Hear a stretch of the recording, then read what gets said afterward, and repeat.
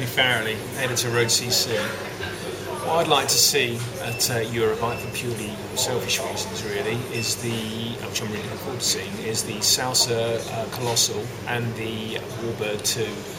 Basically because I'm really into the idea of bikes with disc brakes, and that particular sort of bike, because it's the sort of machine that I want to ride, which is a do it all bike, but it promises to be a do it all bike with a proper performance edge that you can run disc brakes on. And I particularly like the idea of that you can have them in tie, so it's almost like a bike for life. So I'm looking forward to seeing that. I'm interested to see if we'll see disc brakes, particularly hydraulic disc brakes, on any other bikes, or if we'll see people with disc brake levers, hydraulic disc brake levers, which I think we will. And also to see what's happening with carbon, where we'll see more of it on different types of bikes, say commuting bikes, and who knows what. But yeah, that's what I'm looking forward to seeing at Eurobike.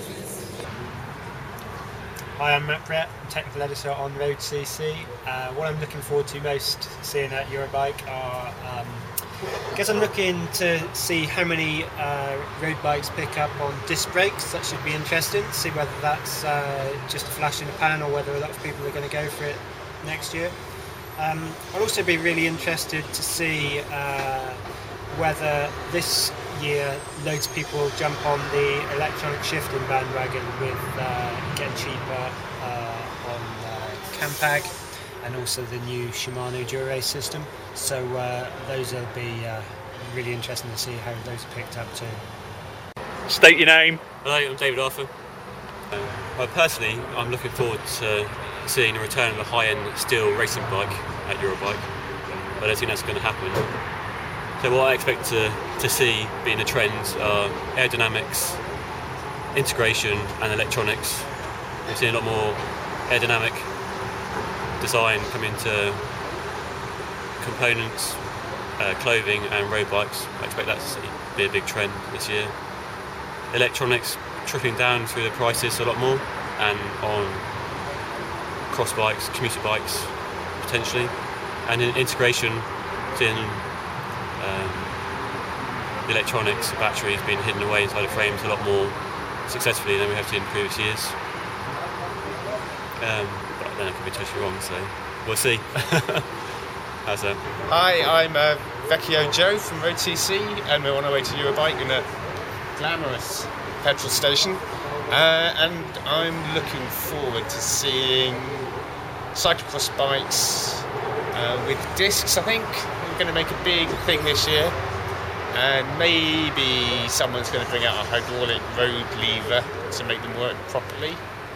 And aside from that, a nice aluminium road bike to beat the carbon ones, and also shoes. I need some new shoes, so looking at nice shoes. I think that's it really. And ham and cheese sandwiches, lots of them.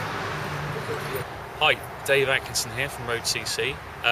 We're talking about what we want to see at Eurobike. Everyone's mentioned disc brakes on road bikes, and I'm going to mention them too.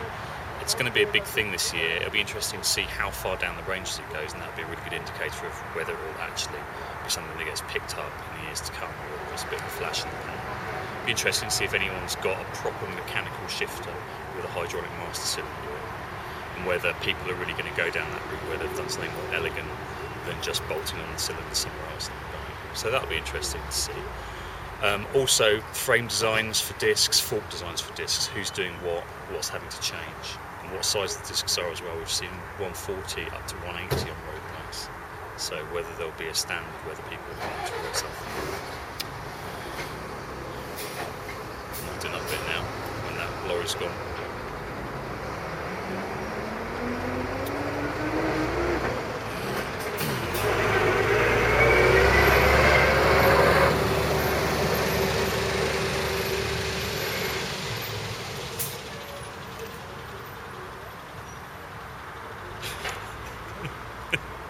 Hello, I'm T.R. McGarren, and what I'd like most to see this year is on Tuesday the Canyon Party, and then possibly on Thursday I'm looking forward to the Continental Party, and then on to the Charge Party.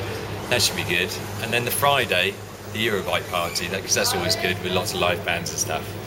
And I'm also looking forward to seeing some bicycles.